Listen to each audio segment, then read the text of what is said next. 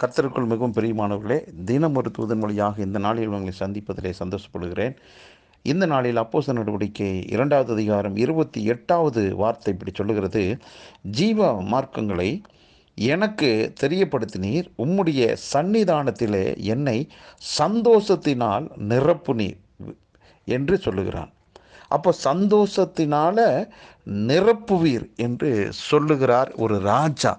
அப்போ ஒரு ராஜாவுக்கு சந்தோஷத்தை கிடைக்கக்கூடியதான வழிவாசல்கள், அனுபவிக்க வேண்டியதான வழிவாசல்கள் நிறையா இருக்கும். இப்படி உலக ரீதியாக அவருக்கு வரக்கூடியதான எந்த பேரு, புகழ், சொத்து, சுகம் இதில் நான் அவருடைய இருதயம் சந்தோஷத்தினால் நிரப்பப்படலை. மேற்கொண்டு பார்க்கும்போது 25வது வசனத்தை சொல்லப்பட்டிருக்கிறது, அவர் என் வலது பார்சத்தில் இருக்கிறார். ஆகவே அதை முன்னிட்டு தான் இவர் என்ன செய்கிறார், சந்தோஷப்படுகிறார். நான் அசைக்கப்படுவதே இல்லை. அப்போது இந்த உலகத்தில் பாருங்களேன், எத்தனையோ விதமான சந்தோஷத்தை அனுபவிக்கக்கூடியதான வழிவாசல்கள் ராஜாவுக்கு கிடைச்சாலும் அது எல்லாம் வெளியிலிருந்து வரக்கூடியது. ஆனால் நான் சந்தோஷத்தினால் நிரப்பப்படுறேன், என் ஆண்டவர் நிரப்புகிறார். அதற்கு காரணம் அவர் வலது பார்சத்தில், அதாவது எனக்குள்ள அவர் வாழ்கிறார் ஐயா.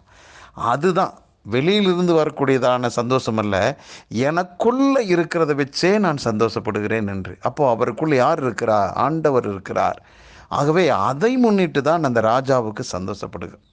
ஆகவே இந்த வார்த்தை கேட்டுக்கொண்டிருக்கிற நாம் எல்லாருமே சிந்திக்க வேண்டிய ஒரு தருணம் என்னென்னா, உலகத்தில் நாம் காண்கிற அல்லது சம்பாதித்த நமக்குன்னு கிடைக்கப்பட்டதான எந்த ஒரு பொருளோ அல்லது உயர்வோ அல்லது படிப்போ அல்லது ஆரோக்கியமோ சுகமோ எந்த ஆசீர்வாதமாக இருந்தாலும் நல்லது தான். ஆனால் அது என்னை சந்தோஷத்தினால் நிரப்புகிறது என்று நான் மாறுதட்டி சொல்வதற்கு ஒன்றுமில்லை, அது அவசியமில்லை. எனக்குள்ள ஒருவர் இருக்கிறாரையா, அவர்தான் என் ஆண்டவர் இயேசு. அதை குறித்து தான் நாம் சந்தோஷப்பட வேண்டியதான ஒரு நிலையில் நாம் இருக்கிறோம். மற்றபடி நாம் வேறு பக்கமாக திருப்பி பார்க்கும்போது நம்ம சந்தோஷத்தை கெடுக்கக்கூடியதான எத்தனையோ விஷயங்கள் நம்முடைய கண்களுக்கு தெரியலாம், காதுக்கு கேட்கலாம். ஆனால் அப்படிப்பட்ட எதிர்மறையான சம்பவங்களை பார்க்கிற போது, கேட்கிற போது நம்மளுடைய இருதயத்துக்குள்ளே இருக்கிற அந்த சந்தோஷம் குறைவுபடக்கூடாது. எப்பொழுதுன்னா, உலகத்தில் இருக்கிறவனை காட்டிலும் எனக்குள்ளே இருக்கிறவர் பெரியவர் என்ற வெளிப்பாடு கிடைத்தால் அந்த உபத்திரம், அந்த போராட்டம் பெருசாக தெரியாது. எனக்குள்ளே இருக்கிறவர் தான் பெரியவர். எப்பொழுதுமே தேவ பிள்ளைகளாகிய நாம் பிரச்சனைகளை பெருசுபடுத்தி பார்த்து, அழகு பார்த்து அல்லது அதை பார்த்து நாம் வர்ணிக்கிறது அல்ல நம்முடைய வாழ்வு.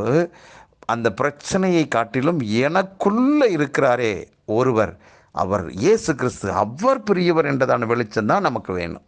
ஆகவே அந்த வெளிச்சத்தில் வாழ்வோம். நம்முடைய சந்தோஷம் ஒரு நாள் குறையாது. ஜெபிக்கலாம். நல்ல பிதாவே, தாவீதின் வலது பக்கத்தில் நீர் இருந்தீர். அதுதான் அவனுடைய மனதுக்குள்ள சந்தோஷத்தினால் நிரப்பப்பட்ட அனுபவம். அதே போல் இந்த வார்த்தை கேட்டுக்கொண்டிருக்க எங்களுக்குள்ள நீர் எங்களுக்குள்ள வாழ்கிறீர் என்றதான வெளிச்சமே, அந்த வெளிப்பாடே எங்களுக்குள்ள சந்தோஷத்தை அதிகமாக உண்டாக்கும். அந்த சந்தோஷத்தின் நிறைவினால் நாங்கள் வாழட்டும். இதை கேட்குற ஒவ்வொருவருக்குள்ளும் இயேசு எனக்குள்ளே இருக்கிறார் என்றதான வெளிச்சத்தை, அந்த வெளிப்பாட்டில் வரக்கூடிய சந்தோஷத்தினால் நிரப்பப்பட்டு வாழ்வார்களாக. மனதார ஒவ்வொருவரை வாழ்த்தி ஆசீர்வதிக்கிறேன். இந்த நாள் வெற்றியின் நாளாக அமையட்டும். இயேசுவின் நாமத்தில் ஜெபிக்கிற நல்ல